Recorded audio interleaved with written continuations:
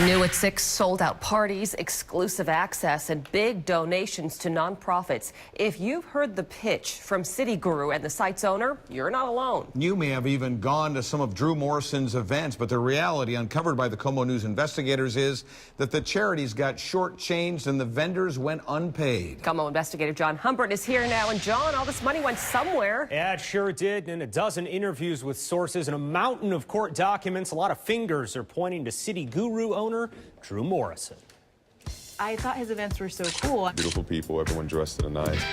Slick promotions, hobnobbing parties, and red carpet fashion were the calling card of Morrison and City Guru. Well, that's just what you get just because we want to give it to you. City Guru offered subscriptions, granting access to special events, restaurants, and more. Many times, City Guru proudly said they were parties with a cause, with donations going to charities. But a company insider and multiple nonprofits say Morrison produced broken promises and empty bank accounts. It's just like delay after delay after delay after delay. Take, for example, Blood, Booze, and Boobs, a viewing party of the Mayweather-Pacquiao fight in May with, quote, all proceeds going to Tara Martin's Pink Jean Foundation. There's hors d'oeuvres and cocktails and people working the event. Pink Jean supports young women dealing with cancer. Women like Martin, diagnosed 2 years ago with stage 3 breast cancer. It's finally to the stages where I'm rebuilding, getting back to normal life and not having to go to a doctor's appointment every day. Lots of high-priced tickets were sold in late April. Martin's charity has gotten nothing. 5 months later, she and donors feel duped. It was a complete ripoff for them, to be honest. It baffles my mind. Jamie June, a contributor to KOMO4's Seattle Refined show, says Morrison hired her to help host City Guru's lavish, sold-out events. She and others say they were getting paid in excuses. And I had already said it's been a month, but he said, oh, you know, there's all these like bills that come up after an event. And I said, you know, I'm one of them. I mean, he owed me for many different events. We put so much work into it. Same story for other vendors when City Guru canceled an event at the last minute last September. A letdown for model Bernard Butler, who volunteered and walked the runway for an event that did happen. I've worked hard for who I am. I've gone through a lot. So when something like this happens and I hear about it, it's very disappointing. After hours on the phone and evasive answers, Morrison gave us a statement saying these were honest mistakes and that we learned the hard way.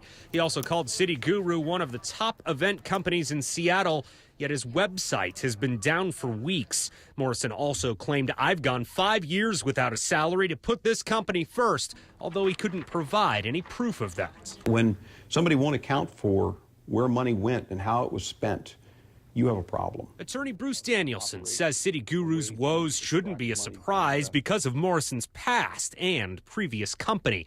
He helped file a lawsuit on behalf of Texan investor Gary Wolliver. I paid a very high price in that school of hard knocks, all because I trusted a man called Drew Morrison. In 2010, Wolliver gave around $500,000 to Morrison to start a now-defunct foreclosure flipping business in Arizona. He's like an onion. Every layer you peel away, there's another layer.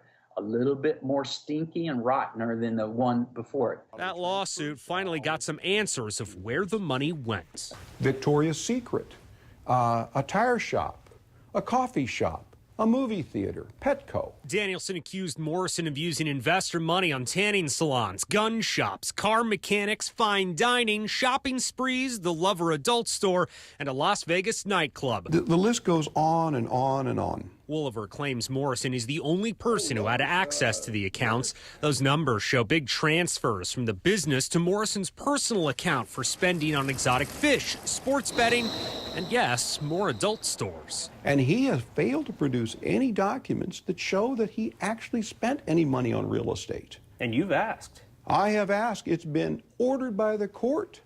The records show Morrison drained accounts quickly and overdrafted multiple times. Morrison, meanwhile, has gone quiet. His landlord told us he booted him because of an estimated $6,000 in unpaid rent. Unopened court orders were still in the mail slot.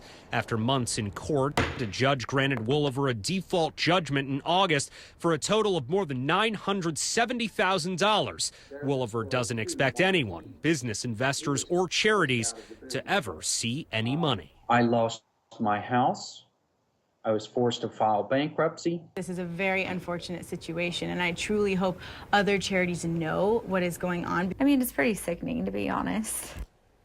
Now, Morrison has refused multiple offers to sit down with us and explain all of this, but with City Guru offline and no new social media posts for weeks, it's unclear if Drew Morrison will plan a party anytime soon. Guys. It's astounding. Wow. How has he not been arrested, John? Well, that's one of the things that the attorney Bruce Danielson talked to us about, is that according to Washington state statutes, there is a provision that when you're dealing with this amount of money, $970,000 and more, over all of those lawyers' fees and everything else, he actually is required to notify the authorities. We know that some of them tonight are watching this report. Wow. John, thank you.